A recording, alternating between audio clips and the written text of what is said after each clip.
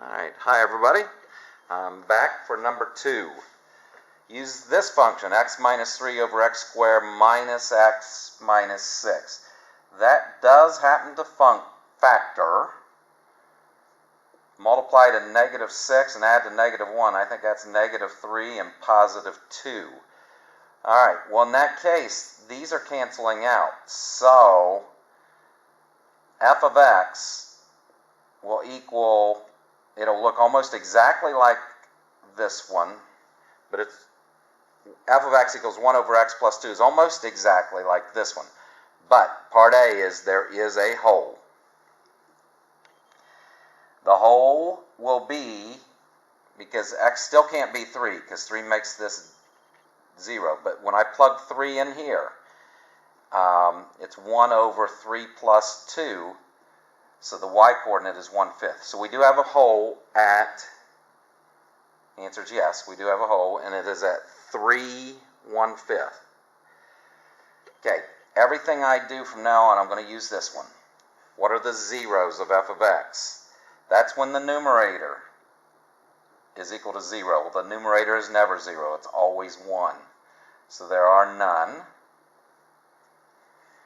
What are the equations for the vertical asymptote, or what is the equation for the vertical asymptote?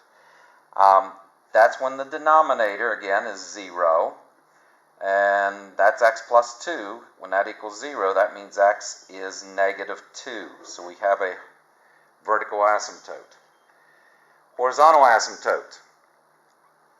The degree, this case has the degree of the numerator happens to be less than the degree of the denominator.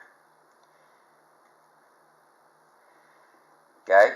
When that happens, y equals 0, or the x-axis is your horizontal asymptote.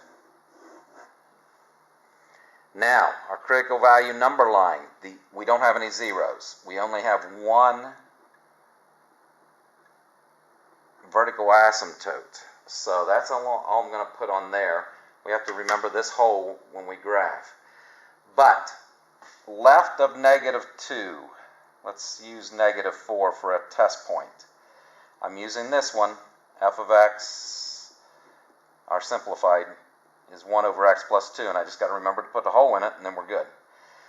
Alright, so negative 4, so 1 over, when x is negative 4, we got 1 over negative 4 plus 2 is negative 2. So we got negative 1/2. Let me use 0 here for a test point. When x is 0, we got 1 over 2. 0 plus 2 is 2. We get 1/2 here. Alright, well let's put our horizontal asymptote is the x-axis. I might just kind of draw over it a little bit to remind myself of that. Let's also put in, let's see, our vertical asymptote at negative 2.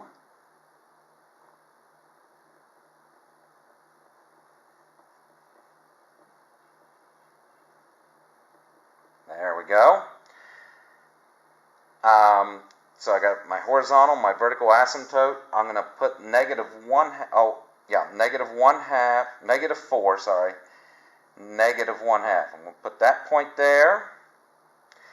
That tells me you got this asymptote and this asymptote, that we're probably doing something like this with our curve.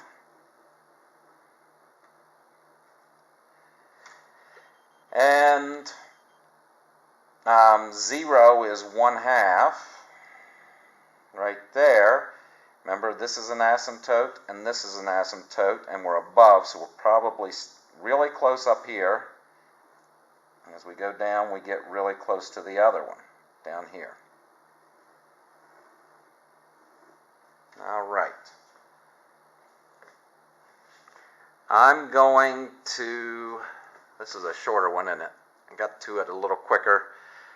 I'm going to stop this one and resume with a new video for the next